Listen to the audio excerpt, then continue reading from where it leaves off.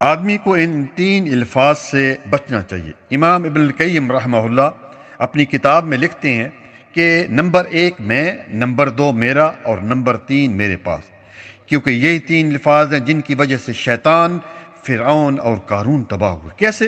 شیطان نے کیا کہا تھا؟ سورۃ اعراف آیت نمبر 12 کہ میں آگ سے بنا ہوں اور یہ مٹی سے بنا، یعنی میں اس سے بہتر ہوں۔ قیامت تک کے لیے پھٹکار شیطان پر پڑ گئی۔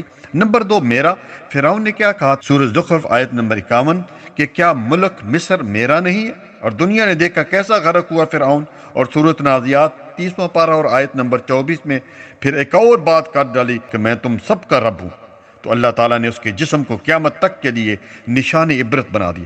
نمبر 3 میرے پاس، بہت سے لوگ ہوتے ہیں میرے پاس۔ تو قارون نے کیا کہا؟ سورۃ قصص آیت نمبر 78 کہ میرے پاس جو کچھ ہے وہ میرے علم کی بنیاد پر مجھے ملا ہے۔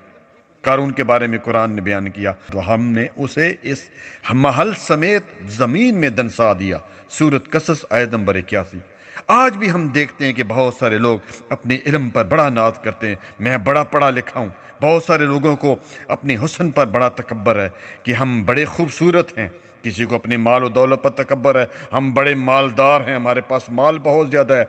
کسی کو اپنے جسم پر تکبر ہے کہ میں پہلوان ہوں جی، میرا جسم دیکھیے نا بہت خوبصورت ہے۔ کسی نے برف سے پوچھا تھا تم ہر وقت اتنی ٹھنڈی کیسے رہتی ہو؟ تو برف نے بڑا اچھا جواب دیا، بھائی میرا ماضی بھی پانی ہے اور مستقبل بھی پانی ہے۔